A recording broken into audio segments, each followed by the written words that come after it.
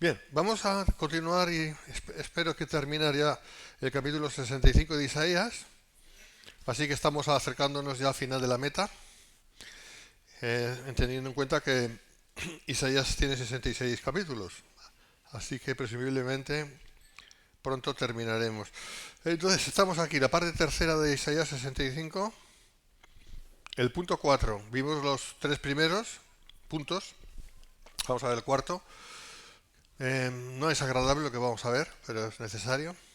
Eh, Porque se llama, lo titulo, Los juicios de Dios que han de perseguir a los rebeldes. No, es así. Hay mucha gente que dice, bueno, ¿y por qué el mundo va tan mal? ¿Y por qué hay tanta...? Bueno, es que muchas veces lo que pasa es que Dios castiga. Hay castigo de Dios. Lo hace de una manera o de otra, o de otra, o de otra, o de otra, o de otra. Para nosotros es muy difícil, prácticamente imposible discernir cuándo es un castigo directo de Dios o cuándo son consecuencias de la maldad del ser humano o cuándo son las dos cosas a la vez. Entonces ahí es donde tenemos que tener mucha prudencia, ¿no? Pero que Dios castiga, eso es obvio. Dios es tres veces santo y no dará por justo al injusto. Eso es lo que dice la palabra. Es así. ¿Eh? Y eso no tiene nada que ver con el tema de que Dios es amor, claro que es amor, porque dentro del amor está pues la disciplina de Dios y el castigo y todo lo que tiene que ver con todo ello. Entonces, leemos la palabra del Señor del 11 al 16, si queréis, hermanos, 11 al 16, capítulo 65. Pero vosotros los que dejáis a Jehová, que olvidáis mi santo monte, que ponéis mesa para la fortuna y suministráis libaciones para el destino, veremos lo que es esto. Yo también os destinaré a la espada y todos vosotros os arrodillaréis, de aquí, al degolladero, por cuanto llamé y no respondisteis, hablé y no oísteis, sino que hicisteis lo malo delante de mis ojos y escogisteis lo que me desagrada. Por tanto, pensemos una cosa, hermanos, aquí está Dios dirigiéndose a través del profeta a Israel, ¿eh? No a los gentiles, sino a Israel, ¿vale? Por tanto, así dijo Jehová el Señor, he aquí que mis siervos comerán y vosotros tendréis hambre. ¿Veis? Aquí hay una distinción que ya la veremos. Siervos son los fieles y vosotros los malos, malvados, tendréis hambre, ¿vale? ¿Te das cuenta? Pero todos eran judíos. Bueno, en este caso eran israelitas, porque aún las 10 tribus del norte aún no habían sido diseminadas. He aquí que mis siervos beberán y vosotros tendréis sed. He aquí que mis siervos se alegrarán y vosotros seréis avergonzados. He aquí que mis siervos cantarán por júbilo del corazón y vosotros clamaréis por el dolor del corazón y por el quebrantamiento de espíritu aullaréis. Interesante esto, aullar, ¿no? Y dejaréis vuestro nombre por maldición a mis escogidos y Jehová el Señor te matará y a sus siervos llamará por otro nombre.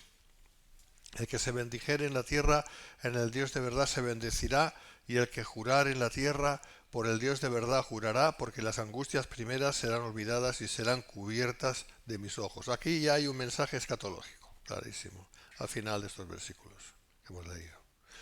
Así que lo vamos a ir viendo. Bien, ¿qué decir? Pues aquí tenemos las condiciones diferentes de los piadosos, de los malvados, de los judíos que creyeron y de los que todavía persistieron en su incredulidad, el terrible destino de los que persistían en su idolatría a pesar de la deportación a Babilonia, cuando aún no había ocurrido. Porque eso es muy importante tenerlo en cuenta los tiempos, ¿no? O sea, la historia, históricamente hablando.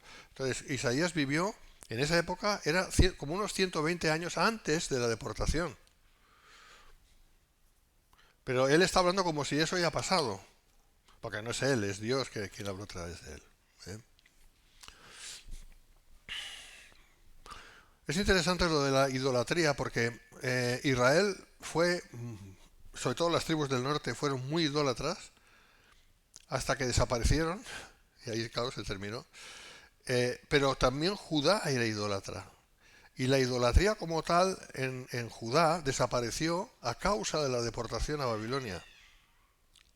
A causa de la deportación a Babilonia, la, la idolatría desapareció de Jerusalén. Eso fue el fruto, buen fruto. O sea, Dios detesta la idolatría. Es algo horrible para él, porque pretende ser un sustituto suyo. ¿Eh? De aquí que este país que ha sido tan idólatra para recibir un castigo, a mí no me gusta decir eso, yo amo mi país, pero el castigo que va a recibir va a ser colosal, porque es un país que sigue siendo idólatra. Incluso las personas que, digamos, lo que decimos personas de bien, ¿eh? Los católicos, la inmensa mayoría de ellos son idólatras. Ellos siguen a los santos, a las vírgenes, la virgen de no sé qué, la virgen de no sé cuánto, esos son ídolos. ¿Eh? O el Cristo de no sé qué, el Cristo de no sé cuánto, son ídolos. Entonces, bah, ya se irá viendo eso, ya se está cuajando todo, de todos modos, está preparando todo. Bien, entonces, versículos 11 y 12 hemos leído. Pero vosotros, los que dejáis a Jehová, que olvidáis mi santo monte, o sea, se dirige a los impíos dentro de los judíos, ¿vale? Vosotros, los que dejáis, que ponéis mesa para la fortuna y suministráis libaciones para el destino. Bueno, otro pronunciamiento de juicio fue dado a los israelitas rebeldes, como estamos diciendo, que recurrían a la adoración de dioses paganos como Gat y Meni. Gat, fortuna, y Meni, destino. Eran dioses de aquella época y los israelitas les honraban, los adoraban incluso. Eran falsos dioses, obviamente. Qué curioso, porque fortuna, pues es algo que está en la boca de tantos hoy en día también, ¿no? Afortunadamente,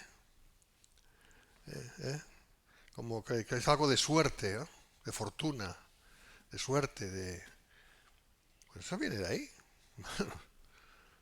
Y yo sé que está dentro del vocabulario nuestro y no queremos decir eso cuando lo decimos, no tenemos en mente ninguna diosa fortuna, pero que sepamos que de ahí viene. ¿Eh? Otra palabra interesante que decimos tantas veces es ojalá. ¿Qué significa ojalá? Es una derivación de Dios quiera en moro. ¿Eh? Bueno, en moro, en árabe. Es lo mismo. Pues, en fin, yo cada vez que voy a decir ojalá ya digo Dios quiera, ya está. ¿Eh? Claro, pero la palabra Dios también es un problema, porque Dios viene de Zeus, de donde viene la palabra Deus en latín, y donde viene el español Dios. Entonces, al final, ¿qué decimos? Es que es complicado, porque los idiomas tienen su traslado a través de los siglos, ¿no? A ver, no se trata ahora de aquí de ser... hay que entender que las cosas son... depende mucho de la intención, claro. Nosotros cuando decimos Dios estamos diciendo el Dios verdadero, estamos hablando del creador del universo, no estamos pensando en Zeus, ¿eh? Obviamente, etcétera, etcétera. Bueno, pero esto es lo que hacían ellos, ¿no? Gat y Meni, fortuna y destino. El destino, pues es un tipo de... Es un tipo de es algo muy... Se lleva mucho también, ¿no? El destino, ¿no? Habla del destino, ese destino por aquí. Tú haces tu destino, tú creas tu propio destino, y el destino por aquí y el destino por allá, ¿no? Y el destino, hermanos, en definitiva, es la voluntad de Dios. Porque Dios es quien fija los destinos. O sea, nada se hace a espaldas de Dios. ¿Eh? Así que no hay un Dios aparte de Dios para crear un destino, que a su vez se llame destino. No. ¿Vale? Entonces no. Entonces los únicos culpables de la espada, porque habla aquí de la espada, ¿verdad? De condenación que les sobrevino fueron ellos mismos. Y ahí hay una enseñanza interesante. Oh Dios, ¿por qué nos has castigado? O oh Dios, ¿por qué nos ha pasado esto? ¿Por qué nos ha pasado lo otro? Y el Dios responde, has sido tú mismo quien has atraído el mal sobre ti mismo por tu conducta. Y eso en cuanto a nosotros, pues tiene que dar que pensar. De las cosas que nos ocurren, ¿cuáles de ellas son cosas que de alguna manera nos atraemos a nosotros mismos? Quizás por queja, quizás por falta de fe, o quizás por envidia, puede ser también, o quizás por algún tipo de cosa de lo cual el enemigo puede tomar ventaja. Entonces no podemos decir, Señor, pero ¿por qué has permitido? O algo así, no, el Señor ha permitido, ¿no? Es que tú te has atraído tu propia, vamos a decir, condenación en ese sentido, ¿no? Hasta el punto que sea, ¿no? No digo que todo lo que nos pase sea eso, no estoy diciendo eso porque sería una estupidez, pero que tenemos que considerar, porque quizás ahí Dios nos está queriendo enseñar algo, ¿no? Pues lo mismo, esto tiene que ver con esto otro. A ver, un caso que puedo dar, pues cuando uno se afana en algo, ¿no? Porque quiere conseguir algo, se afana, al final lo consigue, pero lo consigue afanado. Lo consigue porque se ha afanado. Pregunta, ¿tendrá esto algún castigo? Sí, es muy posible que sí. Hay consecuencias. Normalmente cuando uno se afana por algo lo que consigue no es realmente lo mejor, pero con que se había afanado para conseguirlo, pues apechuga con las consecuencias. Y eso tiene que ver a nivel de las relaciones, eso tiene que ver a nivel de todo, de todo. Por eso la palabra de Dios dice, descansad en el Señor, estad quietos y ver y conocer que yo soy Dios. O sea, hay toda una serie de palabras ahí que nos instan a andar confiando en Dios, esperando en Dios y no afanándonos para conseguir esto o conseguir lo otro. Que mientras tanto también nos va a dar estrés y nos va a dar palpitaciones y yo que sé qué, ¿eh? Claro. Así que, eh, y luego hay cosas que, pues que pueden tener consecuencias para todo el resto de nuestra vida. Así que, hermanos, tenemos que aprender a no afanarnos, a no precipitarnos y a no, ¿sabes? Como sea, quiero esto, como sea, quiero lo otro, o tengo que conseguir esto, tengo que conseguir lo otro, ¿no? No, por ahí no vamos bien, porque siempre va a haber consecuencias de ello. De alguna manera estaremos apelando al Dios many, es decir, al Dios destino, ¿no? Claro, piénsalo bien. Si yo me afano, o tú, tú mejor, ¿no? Yo no. No. Si nos afanamos en conseguir algo, nos estamos afanando en conseguir un destino, algo que queremos conseguir. Que no digo que en sí sea malo, pero la manera, o sí, depende, pero vamos a decir que es bueno, pero la manera de querer obtenerlo es mala. Estamos forzando un destino, ¿me entiendes? Nos estamos poniendo, en cierta manera, en manos de un ente espiritual que no es de Dios. Y si no es de Dios, ¿de quién es? Del maligno. ¿Mm? Que sabe cómo pintar de rosa las cosas cuando es necesario. Y sabe tirar muchos cohetes y muchas luces. Entonces, eh, no. Lo que queremos es que Dios haga su voluntad, ¿verdad? No no la nuestra, no la suya. Y su voluntad siempre va a venir porque no nos afanamos. Porque si nos afanamos, entonces ya no estamos haciendo su voluntad. Aunque digamos que la meta de lo que queremos pudiera ser de Dios, pero la manera de hacerlo no es de Dios, por lo tanto no va a servir. Y Dios es muy paciente también y muy misericordioso, pero no conviene no tentar a Dios. Así que los culpables de la espada, como dice aquí que hemos leído, fueron ellos mismos. Podían quejarse todo lo que quisieran a Dios, pero Dios no tenía nada que ver. Fueron ellos mismos que se atrajeron la espada, sencillamente porque estaban haciendo lo que no debían hacer. Versículos 13 y 14. Por tanto, así dijo Jehová el Señor, he aquí que mis siervos comerán y vosotros tendréis hambre, he aquí que mis siervos beberán y vosotros tendréis sed, he aquí que mis siervos se alegrarán y vosotros seréis avergonzados. Contraste, ¿verdad? Contraste. He aquí que mis siervos cantarán por júbilo de corazón y vosotros clamaréis por el dolor del corazón y por el quebrantamiento de espíritu aullaréis. Uf, qué palabra.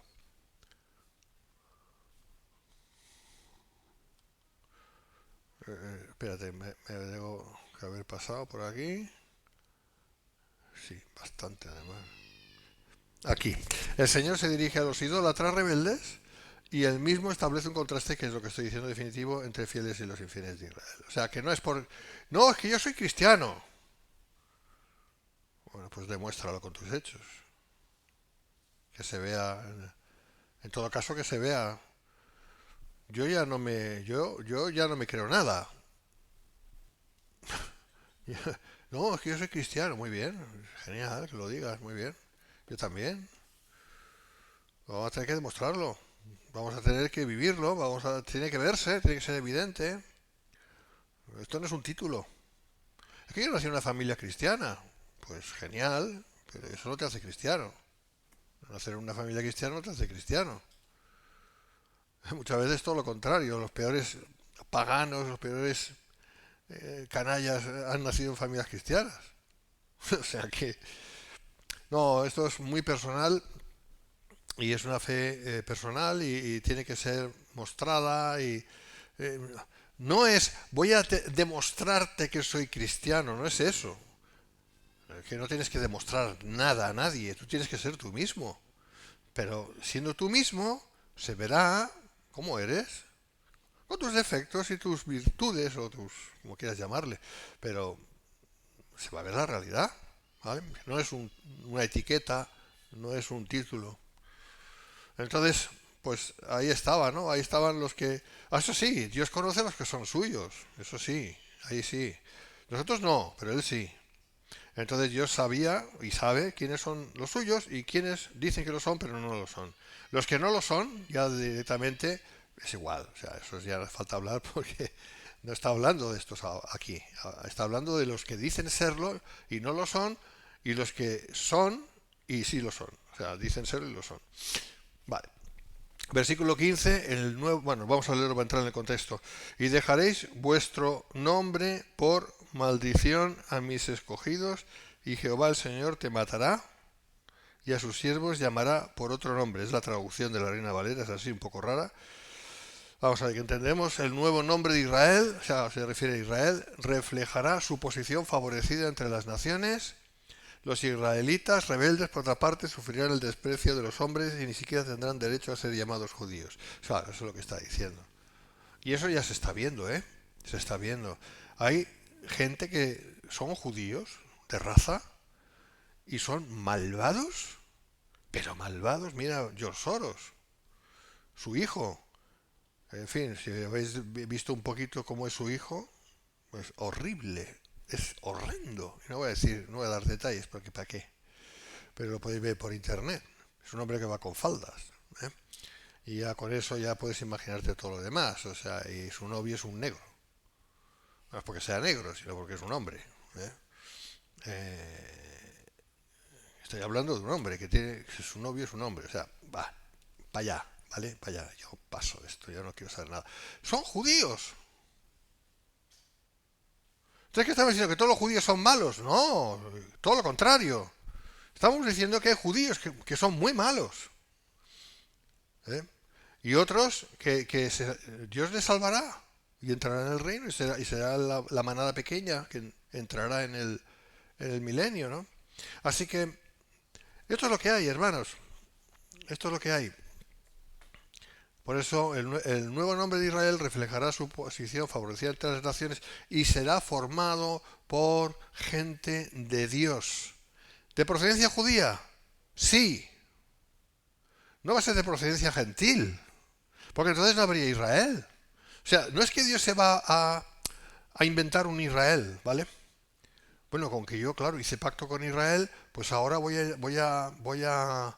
a ver, estos de por ahí, de China, de Japón, y los negritos del África, y no sé qué de dónde, ya son judíos, ya está. Yo lo declaro así porque soy Dios. No, no funciona así. Conoce el Señor a los que son suyos. O sea, son de raza, o de etnia, mejor dicho, raza somos todos, de etnia judía, israelita. Estos son los que Dios haya escogido de ellos. Bueno, pues tenemos en el libro de Apocalipsis 12.000 de cada tribu, ¿verdad? ¿Sí o no? Son 144.000. Ahí sabemos que estos son judíos, cuando decimos judíos queremos decir israelitas o israelíes, como se dice hoy, de diferentes tribus, y me dirás, ¿y estas tribus si desaparecieron? Bueno, pero es que Dios sabe quiénes son. No es que lo declara porque un día amanece y dice Dios, bueno, a ver, no, esto ya está previsto desde antes de la fundación del mundo. Es un misterio para nosotros. Es algo que no podemos pensar, es impensable. Pero Dios lo tiene todo perfectamente hecho ya desde antes. Entonces va a haber gente de la tribu de Aser o Asher, va a haber gente de la tribu de Isaacar, va a haber gente de la tribu de Neftalí, va a haber gente de la tribu de José, va a haber tribu de etcétera. 12 tribus, Judá, Leví, etcétera. 12 tribus, va a haber gente. Ya hay gente de allí. Y tú me dirás, pues si las tribus fueron diseminadas en el 722 a.C., cierto, pero está escrito, conoce el Señor a los que son suyos. ¿Que cómo lo hace? Pues no sé, algún día sabremos cómo, el procedimiento, pero el procedimiento existe. ¿Vale? Pues esto está hecho científicamente, o conforme a la verdad, conforme a la realidad, aunque no la entendamos, como tantas cosas no entendemos. ¿Eh? Entonces, esos escogidos de las diferentes tribus son los que entrarán en el milenio y serán ese Israel que reflejará su posición favorecida entre las naciones. Será nación de naciones. En cambio, los israelitas rebeldes sufrirán el desprecio de los hombres y ni siquiera tendrán derecho a ser llamados judíos, como ya está pasando, y hablaba de George Soros, o de Henry Kissinger, o de tantos otros que son gente muy malvada, pero muy, no me acuerdo cómo se llama uno, que es un calvito que es más malo que la tiña, que está con Schwash, ese ya lo diré, del WEF,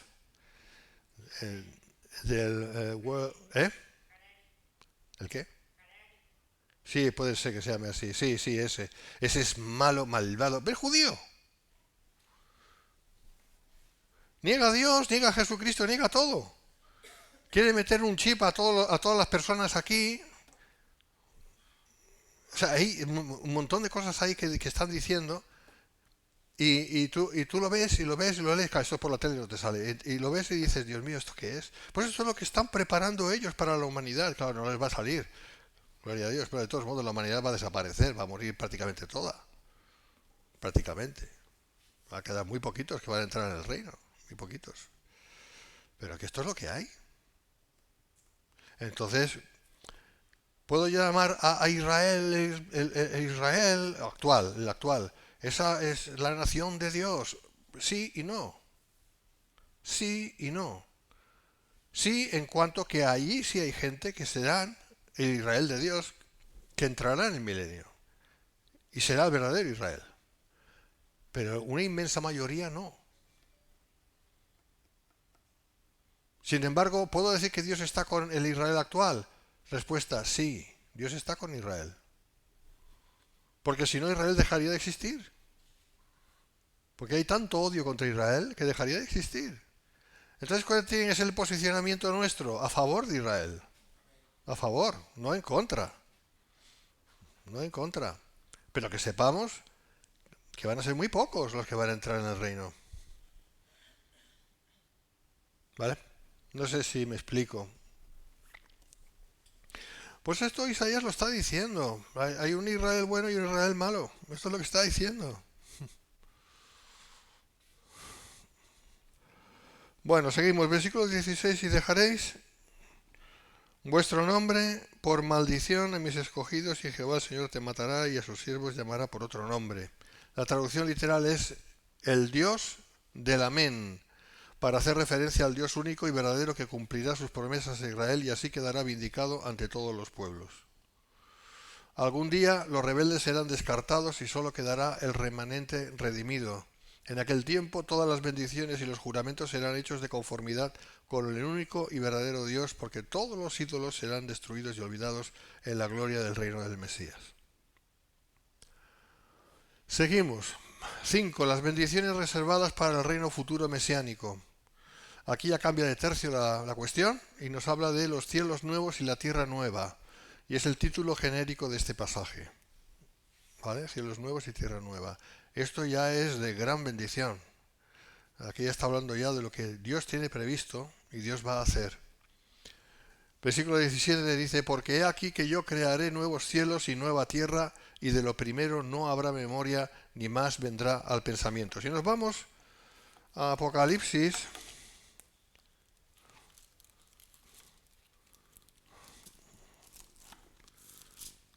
yo sé que está en la Biblia, pero hay que buscarlo. No, me refiero a Apocalipsis. 21, dice, esta Biblia no la manejo yo, me manejo otras. Dice, vi un cielo nuevo y una tierra nueva, porque el primer cielo y la primera tierra pasaron y el mar ya no existía más. Interesante. O sea, Isaías habla de una cosa y la última revelación, antes de cerrar el canon, dice lo mismo. Está hablando de un cielo nuevo y una tierra nueva, algo nuevo, una creación nueva. Entiendo yo que está hablando de algo físico. Bueno, entiendo, no, es así. Es algo físico, es algo tangible. No, no está hablando aquí de los cielos, que también son tangibles, pero claro, es otra dimensión. Es una cosa que no podemos ver, ni podemos aproximarnos para nada actualmente. Pero aquí está hablando de una nueva creación, o una recreación, o más bien yo creo que va a ser una nueva creación que Dios va a hacer. Y eso tiene sentido, porque va a haber tanta gente en el milenio que de dónde van a ir. Porque Israel tiene que continuar, y Israel tiene que tener, nunca va a acabar como nación. Bueno, pues ahí tienes la respuesta. Cielos nuevos y tierra nueva. Porque aquí que yo crearé nuevos cielos y nueva tierra. Y el reino futuro de Israel incluirá un reino temporal de 1000 años. O sea, estos 1000 años que van a empezar pronto, y decimos pronto porque sabemos que va a ser pronto, porque los 2000 años prácticamente están a punto de pasar, los 2000 años de Oseas, desde la cruz. Vale, entonces ahí empieza el milenio. Eso es un soplo. O sea, en comparación con la eternidad, es un soplo. Es prácticamente, no tiene ni consideración. Es importante, pero es muy poco tiempo. 1000 años no son nada para Dios. Porque para Dios un día es como 1000 años, ¿no? Y 1000 años es como un día. ¿Sí? Vale, entonces, aquí mayormente está hablando de que Israel va a presidir las naciones que van a existir por la eternidad en unos cielos nuevos y una tierra nueva. No podemos ni imaginar lo que va a ser eso. Y esos primeros 1000 años, empezando cuando tengan que empezar, serán parte de eso. Es parte de eso. Es preliminar a lo que luego va a ser la nueva creación. ¿Vale? Todo va junto. Isaías habla como de una misma cosa. Nosotros ya tenemos la revelación de que son dos cosas diferentes aunque van enlazadas. Pues es como la primera venida de Cristo y la segunda venida de Cristo. Para Isaías todo es un mismo evento. Ya lo hemos visto, ¿verdad? Todo el libro. ¿Qué es lo que lo enseño otra vez? No, no hace falta, ¿no? Pero para el profeta es todo una misma cosa. Pero para nosotros sabemos que son dos cosas diferentes. Una cosa es lo que Cristo hizo cuando vino, naciendo de una virgen, como bebé, ¿no? Un bebé pequeñito, pues ahí nació, o sea, ahí entró en el mundo. Y va a venir una segunda vez, que no va a tener nada que ver con la primera vez, porque ya viene ya como rey de reyes, señor de señores, ¿verdad? Como león de la tribu de Judá, con todo el poder, con toda la majestad, etcétera, a imponer el reino de Dios en la tierra. Imponer, es imponer. Imponer el reino de Dios en la tierra. ¿Vale? Sabemos que son dos eventos diferentes. Pero en el Antiguo Testamento todo era un mismo evento, porque no había más luz. Lo mismo es con el tema del reino. El reino de 1000 años, sabemos que eso, que van a ser 1000 años, no dice nada Isaías de 1000 años. Los profetas no hablan de un reino de 1000 años. Hablan del reino que va a venir, del reino, del Mesías que vendrá a instaurar el reino, pero no dice más, ¿vale? Porque no tenían más luz. Pero nosotros que tenemos toda la revelación, ya sí sabemos que eso se corresponde con 1000 años del reino de Dios sobre la tierra, esta tierra, y luego el resto del reino, por toda la eternidad, no en esta tierra, sino en una tierra diferente, que Dios o ya va a hacer o ya ha hecho, eso no lo sabemos, y unos cielos, es decir, un universo distinto. Tenemos que entender una cosa, esta tierra y el universo han sido manchados por el pecado. ¿Vale? O sea, Dios maldijo su creación. No por causa suya, sino por causa nuestra. Por causa de la humanidad caída. La maldijo. Dios va a quitar temporalmente su maldición durante 1000 años en esta tierra, la va a quitar. No va a haber maldición durante 1000 años. ¿Bien? Pero luego va a volver la maldición. Porque al final de los 1000 años se va a levantar Gog y Magog, ¿verdad? Apocalipsis 20. Y irá a pelear contra el campamento de los santos, ¿verdad que dice eso? Ya veremos un poquito de esto, creo. Y ahí otra vez se va a repetir lo mismo. Y Dios dice, no, ya, hasta aquí, punto y final. Yo voy a hacer algo nuevo, con personas totalmente regeneradas, y no sabemos mucho más, porque la Biblia no nos dice mucho más, pero sí sabemos que va a ser algo absolutamente nuevo, novedoso, totalmente inmaculado, puro, santo. Se acabó el pecado, se acabó Satanás, se acabó la maldición, se acabó todo lo que tiene que ver con la iniquidad, etcétera, etcétera, etcétera. Pero eso no va a ser en esta tierra, sino en unos cielos nuevos y en una tierra nueva. Entonces el reino futuro de Israel incluirá un reino temporal de 1000 años, por eso está escrito así, y un reino eterno en la nueva creación de Dios. El profeta emplea aquí el reino eterno como un punto de referencia para ambos. Significa que Isaías habla como un todo de todo, ¿vale? Como un todo de todo. No va más allá. La profecía de Isaías no aclara la relación entre los dos aspectos del reino como lo hace la profecía de Apocalipsis 20 que acabamos de leer. Esto es similar a la fusión de la primera y la segunda venida de Cristo, que es lo que he dicho antes. En el mismo sentido, escribe la Cueva, citando a Reedy, él cita a un comentarista, se llama así, una descripción del reino milenario, el cual es preliminar a los nuevos cielos y la nueva tierra.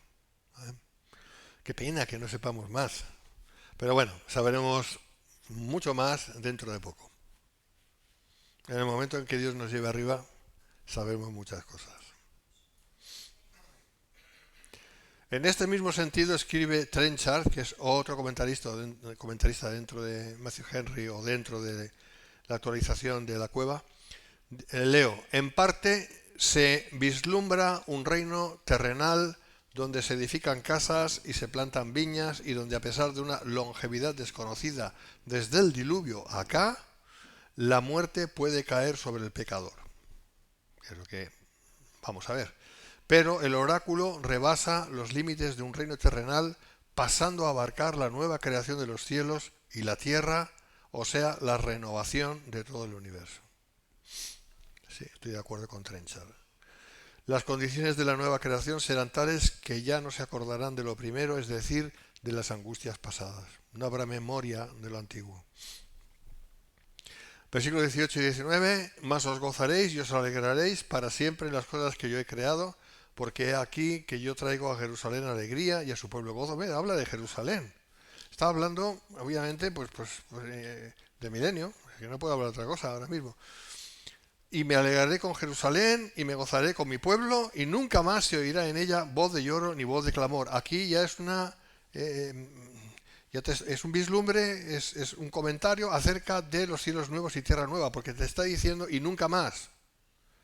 Claro, si solo fueran 1000 años, no podría decir nunca más. Esta es la declaración más rotunda acerca del destino de Israel y que no es extrapolable a la Iglesia, es a Israel. Eso también está claro. O sea, esto no puede hablar de la Iglesia, los amilenaristas están muy confundidos y no saben ni cómo pueden defender su posicionamiento, por mucho que lo espiritualicen, no. ¿eh? Mas os gozaréis y os alegraréis para siempre las cosas que yo he creado, porque aquí que yo traigo a Jerusalén. ¿Dónde? A Jerusalén. No está hablando de Madrid, no está hablando de Tokio, está hablando de Jerusalén. Y me alegraré con Jerusalén. Vale, etcétera, etcétera. Escribe la cueva, cito, en lugar de angustia, tristeza y dolor, habrá alegría en Jerusalén y gozo en el pueblo, en el sentido probable de que el pueblo de Israel no solo se gozará en Yahweh, como Yahweh se gozará en él, sino que también irradiará ese gozo a todo el mundo. Va a ser una bendición, sobre todo al inicio del milenio. Podemos imaginar que los primeros cientos de años del milenio va a ser esto una maravilla. Se va a estropear porque, claro, con que van a tener hijos y pues va a haber un poquito de todo, ¿no? Lo que pasa. Sobre todo ya hacia el final de los 1000 años. Versículo 20, no habrá más allí, aquí da una serie de cosas que son interesantes. No habrá más allí niño que muera de pocos días, ni viejo que sus días no cumpla, porque el niño morirá de 100 años, y el pecador de 100 años será maldito, el pecador. O sea, un niño vivirá 100 años, pero eso no significa que va a morir. Significa que dejará de ser niño, a lo mejor, con 100 años. O está hablando de una manera poética, ¿no? El caso es que hay longevidad. Y también castigo para aquellos que van a persistir en pecar. Vamos a ver, en el reino milenario la vida física será prolongada, eso lo sabemos. En la fase temporal del reino la muerte tendrá lugar, pero no tan temprano como en el tiempo de Isaías. Habrá gran longevidad. El que muera con 100 años será tenido por demasiado joven para morir o por demasiado malo para seguir con vida por más tiempo. ¿Eh? Esto lo dice MacArthur, dice en la fase milenaria del reino de Israel, una persona pecadora puede morir a la edad de 100 años, pero será considerada como un joven que sufrió una muerte prematura debido al juicio de Dios por su pecado. Ahí tienes la explicación. ¿Eh? La maldición será invertida en el milenio, pero no será quitada del todo hasta la llegada del estado eterno. Por lo tanto, sí podemos nosotros decir que estos 1000 años no está hablando aquí de la eternidad. La eternidad, la eternidad no puede ser en esta tierra. La eternidad no puede ser aquí. ¿Vale?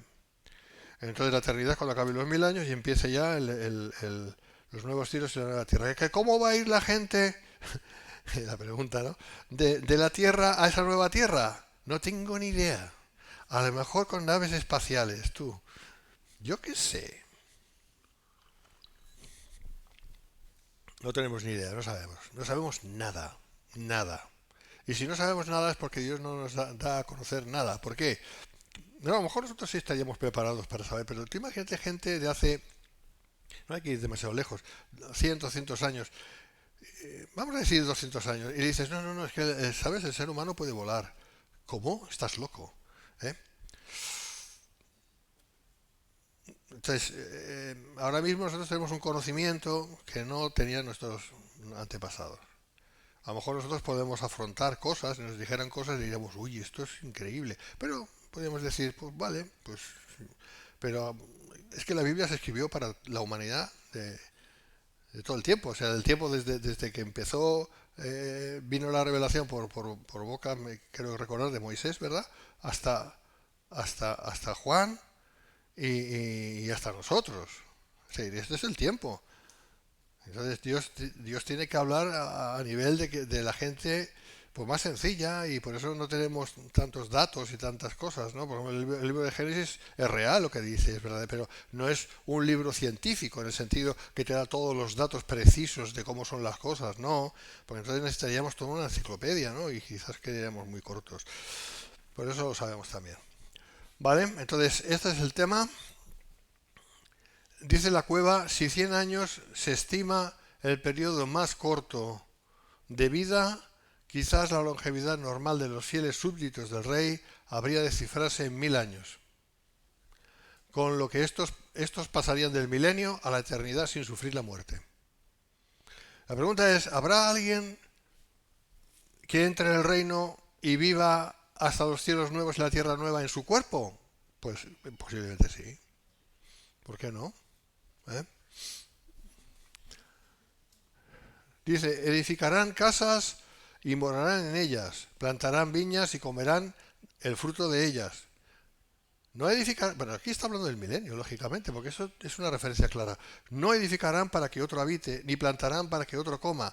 Aquí está hablando de la vindicación de Dios hacia Israel. ¿Vale? Porque según los días de los árboles serán los días de mi pueblo. Según los días de los árboles. ¿Cuánto dura un árbol? Pues hay árboles que viven hasta 1000 años y más. Las secuoyas de California, por ejemplo, ¿no? Y mis escogidos disfrutarán la obra de sus manos. Evidentemente está hablando en el contexto del reino milenario. La justicia social prevalecerá en el reino de Israel, ningún enemigo le quitará al pueblo lo que le pertenece por derecho divino, cosa que hoy en día es todo lo contrario. Nos están masacrando a impuestos, esto es un robo, a mano alzada o a mano armada, mejor dicho, y alzada también. O sea, es un robo. Está anunciando este miserable gobierno que para el año que viene van a subir los impuestos más. O sea, esto es, no sé, una incitación a que la gente se rebele al final. Yo no sé, o parte del castigo de Dios hasta esta nación, hacia esta nación. El caso es que es injusto, ¿vale? Bueno, esto en el milenio no va a pasar. En el milenio no, seguramente no va a haber impuestos. Y si hay algún tipo de impuesto para que, no sé, eso no dice la palabra, no sabemos si va a haber o no, va a ser justo, va a haber justicia. Eso es lo que queremos, que las cosas sean justas. Bueno, pues ahí va a pasar. Nadie le quitará nada a nadie, la justicia va a prevalecer. No corras tanto. Bueno, hablando de los árboles, pues eso. Árboles cuya longevidad se acerca al milenio y aún la sobrepasa. Lo que sí sabemos es que entre los justos del milenio la longevidad será preponderante. Lo que sí sabemos que nos es revelado es esto y que los malos van a ir muriendo antes de tiempo. Eso es lo que va a pasar. Hoy en día no pasa esto. Hay gente muy mala como George Soros que tiene 90 y pico de años. O como Kissinger que tiene 100 años. Gente, es por poner un par de ejemplos. Hay gente muy mala y vive muchos años. Claro, que eso no es bueno para ellos, pero cuantos más años vivan, más pecan y más castigo van a recibir por la eternidad. Pero bueno, yo no creo eso, te dirán. Es igual. Me da igual que lo creas o no, es la verdad. Pero no, ahí será diferente, porque estamos hablando de un reino de justicia. Los pecadores serán quitados fuera. Versículos 23 y 24, no trabajarán en vano, ni darán a luz para maldición, porque son linaje de los benditos de Jehová y sus descendientes con ellos. Y antes que clamen, responderé yo. Mientras aún hablan, yo habré oído. Gloria a Dios. La propiedad estará asegurada, pues no serán posibles los hurtos en un régimen de justicia bajo el cetro de hierro de Jesucristo, porque lo dice, que Él viene a castigar a las naciones con vara de hierro. O sea, los malos lo van a pasar muy mal. Muy mal. Pero los buenos, los justos, serán bendecidos. Pues de eso se trata, ¿no? Ni darán a luz para maldición. La traducción literal es para muerte súbita. Los súbditos de este reino disfrutarán libertad de los infortunios ordinarios relacionados con la muerte prematura de los infantes. Esto no va a ocurrir. Se tendrá la tasa de mortalidad más baja en la historia humana y además de la vida prolongada. Por eso solo son 1000 años. Esa es una de las razones. En 1000 años nacerán tanta gente, que la Tierra va a quedar hiperpoblada otra vez. No, más que lo que está ahora. Imagínate lo que va a ser. Una mujer dando a luz y dando a luz y dando a luz y dando a luz. Y sin ningún problema, y sin dolor de parto, y además siempre joven, siempre guapa, y el marido ahí con ella, pues oye, mi mujer siempre está igual. Pues oye, anchas Castilla. Y claro, no, es que va a ser así, es que va a ser así. Es que no estoy diciendo ningún disparate. Hombres enamorados de sus mujeres y mujeres enamorados de sus hombres, matrimonios perfectos. Y claro, y con un físico impresionante, aunque sea el físico de antes de la caída, un tipo de físico, vamos, que las células no van a morir, ¿sabes? Hay una cosa en biología que me lo dijo mi hija, pero ya no me acuerdo cómo se llama, que es que ocurren las células que se van muriendo, ¿vale? Y eso es porque te vas muriendo tú, o sea, claro. no solamente tus células, ¿no? Es verdad. Pero eso no va a pasar. O sea, el cuerpo no va a envejecer. Va a llegar hasta cierta edad, presumiblemente como unos 25 años, que uno está a tope de todo, 25 años, imagínate. ¿Eh?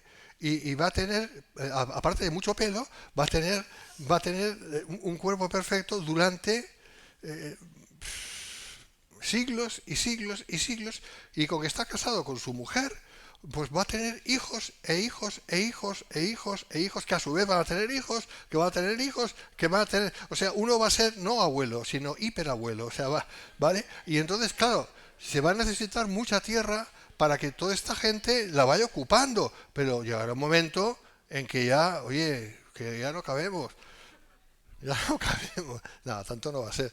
Por lo tanto, no puede ser que el reino tenga más de 1000 años. Esta es la explicación. Aparte porque Dios quiere que tenga 1000 años y ya está. ¿Eh?